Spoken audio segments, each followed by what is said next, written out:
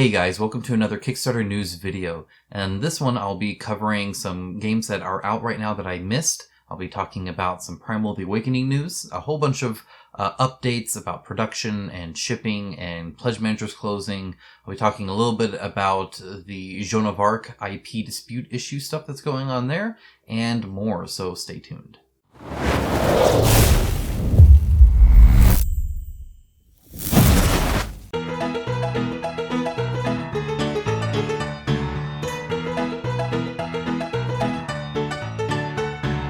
As always, I'd like to start out by thanking my patrons and YouTube members. Without them, the amount of videos that I do and the quality that I do them in would not be possible. Additionally, I'd like to thank all of you guys out there, either commenting, subscribing, following the merch link, pausing that ad blocker, anything like that. Thank you so much. It means a lot to me. Alright, let's go ahead and get right into it. Alright, now first things first, I want to talk about Hybris Disordered Cosmos. I covered this a little bit early before it was kind of out, and now that it is out, I was supposed to have an unboxing of this, but that never came to fruition. It happens sometimes. So, nothing to do about that except to look at it from a distance. And I must say, the game looks very, very pretty. I love the art style that they've gone with. The miniatures in particular, they're 40 millimeters each. There's not a whole bunch of them. Get a lot of like standees and stuff. And perhaps at some point in the future or through, not a stretch goals probably, but expansions or something like that, maybe you can actually make those miniatures. I'm not sure exactly what the thing is there, because it looks like the standees don't really hold a lot of information. Sometimes they'll put information on standees, and when they do that, it doesn't translate well to miniatures. These look like it's just kind of taking the shape of it. Their stretch goals, by the way, are essentially unlocking expansions. You think like Awaken Realms, so you're unlocking different parts of another place that you can actually, another person you can be here, another god. But yeah, I mean, it looks kind of interesting. There was one thing that was kind of interesting, but let's get to the miniatures first. So here's the miniatures. And again, like, they look really cool. I gotta admit, now, no telling exactly the quality, but at 40 millimeters, you'd have to be pretty bad to do a bad job here. So, I'm not seeing anything that stands out as bad. I think, having multiple points of contact on the base for this guy is smart. Nothing crazy here. They definitely have to be multi-piece. So that's going to have to be a thing. But other than that, I think they look quite good. The painting her huge kind of braided ponytail here is going to be awesome. So scrolling through all these videos, and I see this guy not even wearing a shirt, and I just feel like maybe I should do a video without my shirt on and see if my views go up or down. I suspect they'd plummet, but maybe not. Maybe if I don't put it in the thumbnail. It's pretty daring to put it. I don't know what that dude's doing. I thought that was funny. But yeah, no, the game itself looks pretty interesting. So obviously, you know, lots of links in the description below for a lot of different things. Moving on. Echoes of Camelot Arthurian Legends. This is a 75 millimeter range of miniatures, but they kind of alluded to maybe making them and incorporate it into a game. Now, I don't know if it'd be the 75 millimeter version or not, but kind of like Limbo started out as a line, Eternal War was the line of miniatures for Limbo miniatures, and they made a board game around it. They might do the same thing here. They kind of alluded to. Right now, it's just miniatures, but in the future, it might not be. So, it might be worth getting an early look at, and I must say, the design of these are pretty epic. It's definitely going on the whole, like, King Arthur and overgrown plants and that sort of stuff. I like how they did the crows kind of swirling around her. I thought that was kind of, or ravens or whatever the heck they are. I don't know. It's all the rage right now, but obviously this is a little bit cleaner than maybe something like Hell or Tainted Grail or anything like that. But I mean, they look great. A lot of them have a little pieces of parts of basing, which is nice to kind of incorporate that in. Mainly because the moment you include a base and it's part of the miniature, you can then design the sculpt with that in mind. If you don't do that, then they kind of all have to be standing flat. So I much prefer to have at least some basing in any kind of miniature, just because otherwise it's assumed that they're going to be kind of flat. In this one, they decided to do that anyway, but that's what a lot of that is. Like, she could not be standing in that position if she didn't come with the base. Same with this guy down here, right? You couldn't offer that. You'd have to assume that flat base support and then kind of go from there. So a lot of these would only work based off of the base. And this one, I mean, look, this guy's cool. I like it. Again, you know, vines growing over him and horn antlers coming out of his helmet, and God only knows what's going on with this guy, but I dig it. He looks awesome. I would never paint him that good, but here's like the Lady of the Lake. I mean, they're doing a wonderful job. I love it. I love the like sculpt around her and everything. That's fantastic. These are looking great. I gotta admit, I like it. Definitely a high fantasy look to it all. Just interesting. Oh man, look at the art too. Even the art's gorgeous. A lot to do here. So you know, if you are a painter of miniatures and you have not painted a 75mm miniature, preferably something like in resin or hips, if you ever get the chance, I'm not saying do it here, but if you ever get the chance to do that, I would highly suggest it. I think 75mm is probably the sweet spot. It's big enough to where you can do all sorts of things and all the details crisp and there's no issues anywhere. But it's not too big. If you get too big, there's too much area in between. And even when you're doing a wash, you're going to get tide marks and stuff like that. It's very hard actually to do it when they're too big. But 75mm, 40 to 75, I think is the sweet spot for me personally. You can see everything good. Anyway, yeah, so this is the thing, and it's doing great. I forget where it's at, like 100,000 or something like that. 132,000. So they're definitely doing well. Next up, these are some STL files, so some 3D printable files. I try to cover these every now and then. This one, again, kind of has this, it kind of reminds me of like Horizon Zero Dawn, and for some reason, it's some of the styling here, some crazy styling, over the top. Like, look how big of, like these bone plates are on the back here. Like, it's just ridiculousness. Or like this dude here is just huge. My favorite, look at her horns. She'd be like down here like that. My favorite is actually, this chick right here riding this, like, whatever thing this is with the cool tail and a giant unicorn horn on him. And I just like pretty much every part of this miniature. I think this is a cool miniature. I don't know why they're designing even the rims. That actually be kind of annoying to me just because it's more difficult to paint. But anyway, there's a ton of stuff here that I thought was unique and cool and high quality, and so wanted to link to this one as well, just to kind of this too. Like, this is the terrain that they're doing here. And it reminds me of like Nier Automata, if you've played that or not. Maybe it's the face here or something like that. But it just, I don't know. It's a very unique setting. I can tell you that much. It almost reminds me of one of the towns from like an old game, Legend of Dragoon, if you've ever played that. The like ocean town there. They had these kind of round pot style buildings. Anyway, it looks awesome. Looks cool. They're doing these like LEDs in the bases. I mean, they're doing all sorts of stuff here. So link in the description below to this one as well. Okay. Let's talk briefly about Joan of Arc. We got a lot more news to come. Primal's probably going to be towards the end here. So, as you know, I kind of commented on this, this article on, or this forum thread on, BGG, saying that in one of the videos, Leo kind of casually talked about the IP dispute and used that they might be a little late on that. I have some more information there. Leo reached out to me and kind of explained things, so I'm going to share that. I guess what I will say, and I'll preface with, is I didn't watch the video. I don't have time to watch those videos. I really wish, I get why they do it, but it's a pretty much behind a closed door as far as the time investment I can put into those are. So I can't really go and watch those. If it's written, I'm there for it. If it's in the video, it may as well not be said as far as I'm concerned. Obviously, other people watch it and can report on it, and I will kind of have to rely on their reports for the most part. I do go around assuming people aren't being crazy. And this one, it's not really that. I think he just spoke a little casual about it and needed to kind of preface it. Essentially, what it's looking like they're looking at here is, if it goes to court and they get sued, yay or nay, it doesn't really matter. It'll happen by the time that happens. They'll have already delivered. So the product will be out there and they'll just have to take whatever hit happens to come their way if it's in the bad.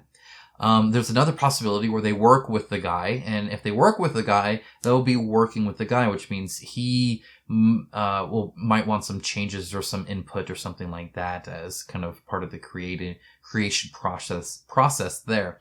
And if that happens, then obviously that'll take some time and they'll let us know. That's kind of, I think, where his mindset was. I mean, it's a crappy situation, no matter what, especially for us. It sucks because it's legal, which means they can't say a whole bunch about it as well. So it's just kind of this like awkward time for us where we're just gonna have to speculate and worry. It's pretty much the only things we can do here. But anyway, that's that. So yeah. Oh, also, I remember this. So this is Time of Legends Destinies. I don't know if they're going to be affected or not by this, but I will definitely keep an eye out for it. I wasn't actively following this campaign from Lucky Duck Games, so I wasn't really. I looked in the updates. I haven't seen anything yet, but I imagine if anything affects the Time of Legends IP, this might be affected as well. So definitely keep an eye out for that. I'd be pressing Lucky Duck Games if I was a backer, just kind of for some information on that and what their 2 cents are on that, if they feel confident and safe or not. Again, I didn't see anything in the updates, but who knows? Maybe I missed something there. All right, now they also did announce, Mythic Games did, their next game, and I'll let it play here. But if you don't know what this art is, and there's some audio to it as well, but this is Darkest Dungeon. If you've played the game, which is a great game, by the way. There's a lot of detail to it. But anyway, they are going to be doing that as well. Didn't mean to click on that. They will be, doing a Kickstarter there. They said autumn. So take that as you will. I will say that for at least, stuff like Solomon Kane and all that kind of stuff out, I don't suspect, because it's not even actively like coming off the printers and into boats yet, that we will not have an extra delivery. So that'll add another Kickstarter outstanding with 0 deliveries still. It's kind of unfortunate. I would love, because they have so many, they have Solomon Kane, Super Fantasy Brawl, and Enchanters that they can just push out very soon, a couple months after they launch this Darkest Dungeon. I'm highly interested in Darkest Dungeon, from, just liking the IP, but it just sucks. And this isn't, I'm going to talk about another company here as well that's doing this, but it really sucks that you can't wait a little bit longer and deliver, some more games. But anyway, they are delivering 3 here soon. Once they deliver those 3, then the 4 that they launched this year, 5 that they launched this year, won't seem as bad, I guess. I don't know. It's just not my style. And especially with some issues we've seen, the proof's in the pudding, right? And if I don't have the pudding, I just have talk about pudding, and that just makes me hungry. Okay, moving on. Conan.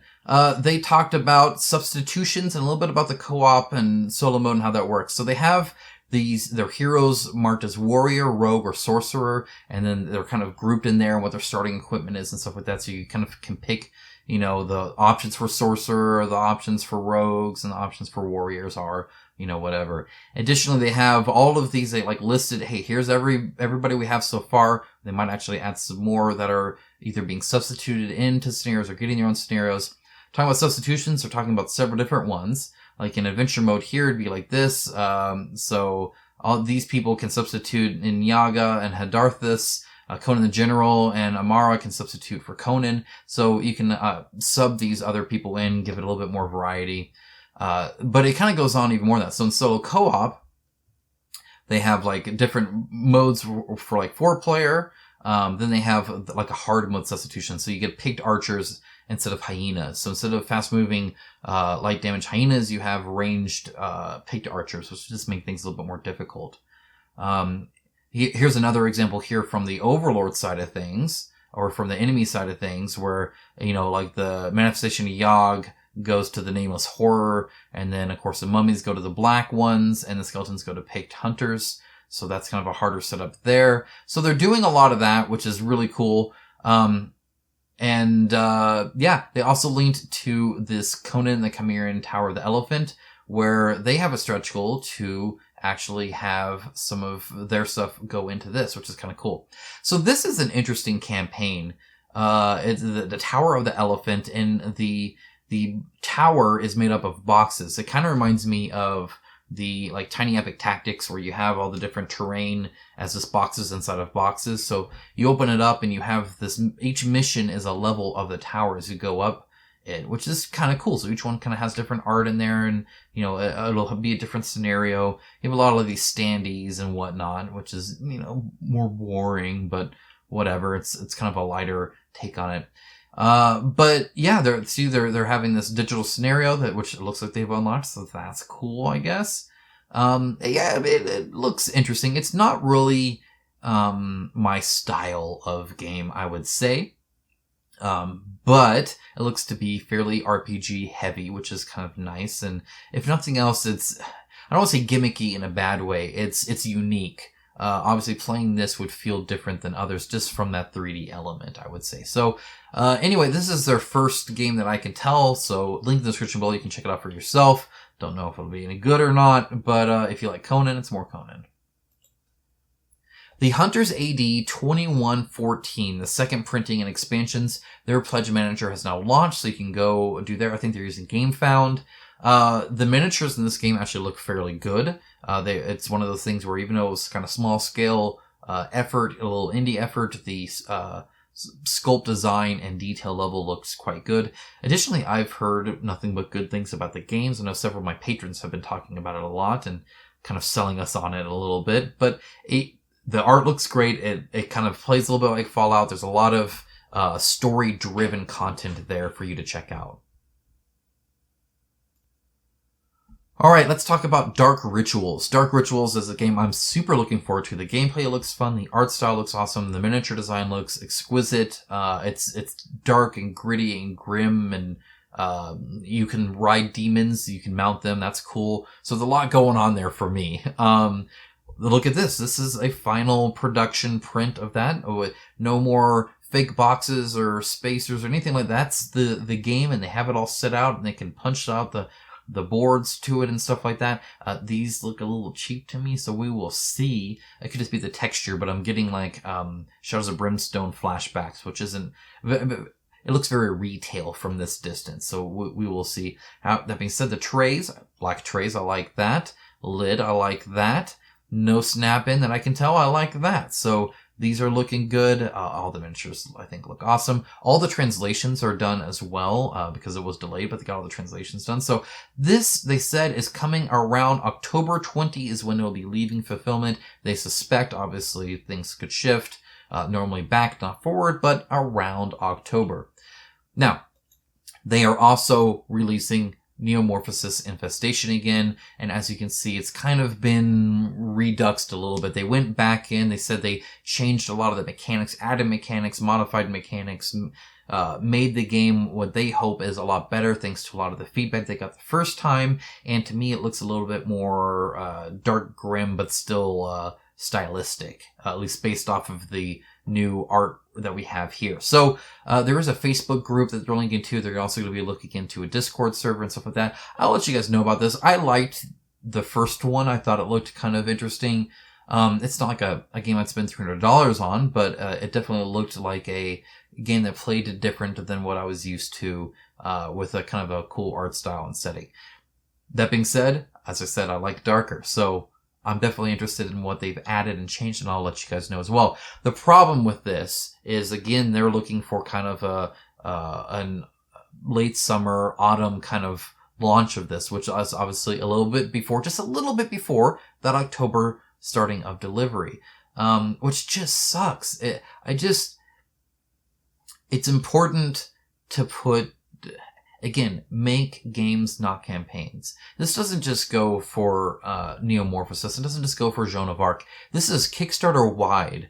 It's a fundamental problem with a lot of these developers where they make campaigns and then begrudgingly feel like they need to make a game as well so people will shut up and back their future campaigns.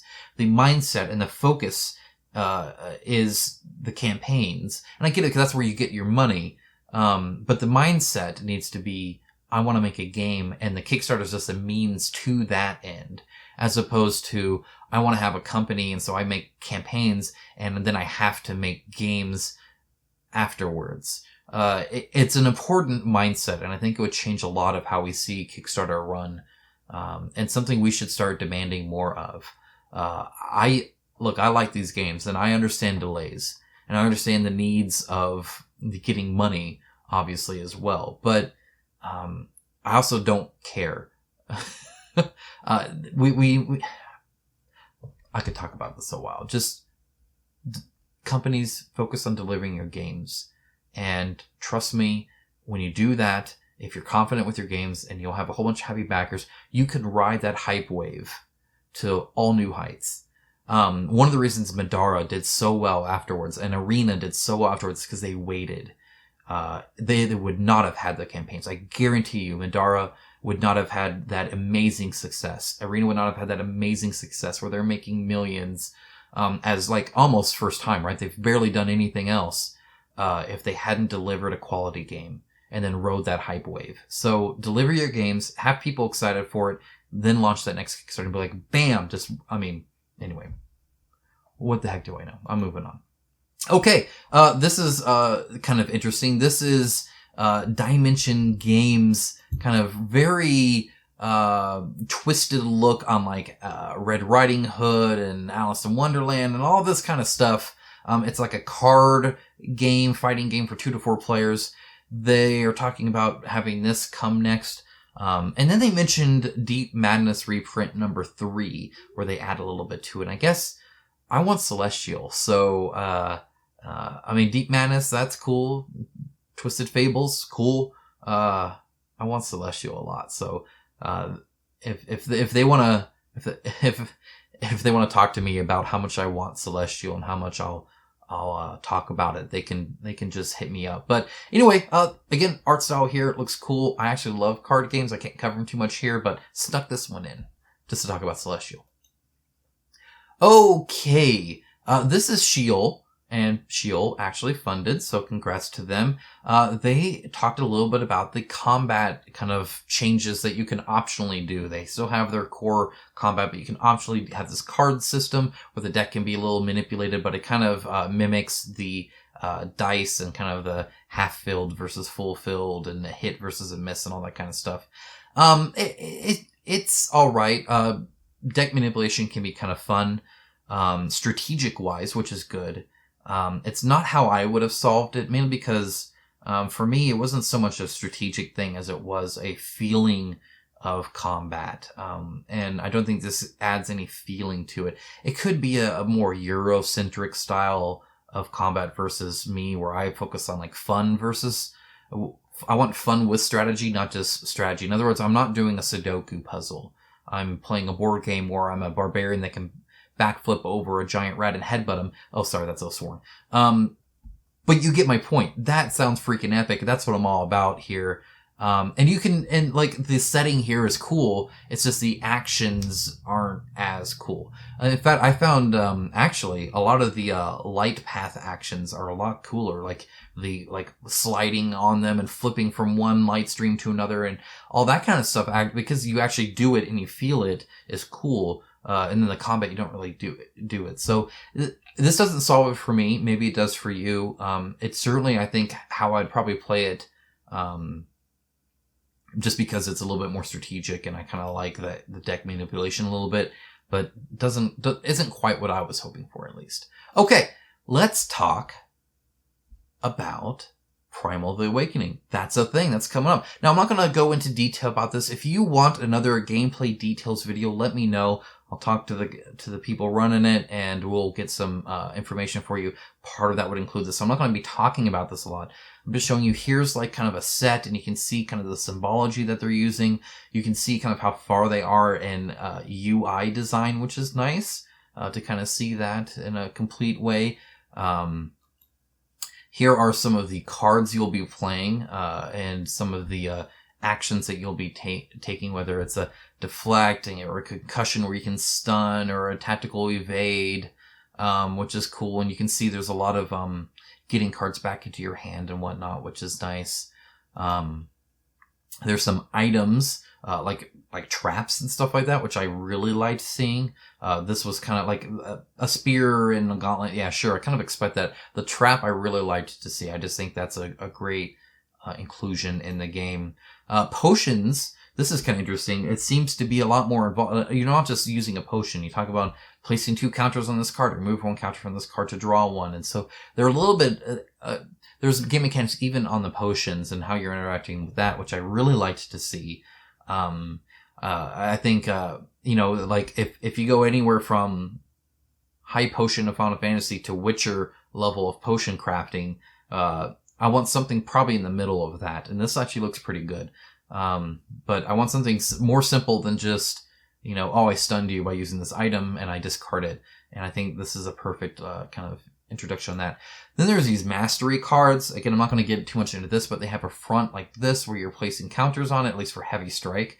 And then there's a back where suddenly you're doing, it looks like 3 times additional damage and if you're flanking and stuff like that. So it looks like you can master into different things. I just wanted to show you guys some of the cards that they're doing, that they're actually working on this and that it's a real thing, as we kind of lead up to the launch of it. Again, if you want to hear more about it, especially gameplay stuff, let me know. I can dive into pretty much any subject. You just let me know and I'll see what I can do about that in a future video. That being said, a whole bunch of links down below. Thank you so much for watching. I know this was kind of a long one, but I really, really enjoyed it, and I hope you did too. I hope you got some good information about it. Alright guys, I will talk to you again very soon. I'm going to be lighting up a bunch of fireworks over the weekend. Stay safe if you're in America celebrating Independence Day. Stay safe even if not, actually. And I will talk to you again at the start of the next week. Bye guys.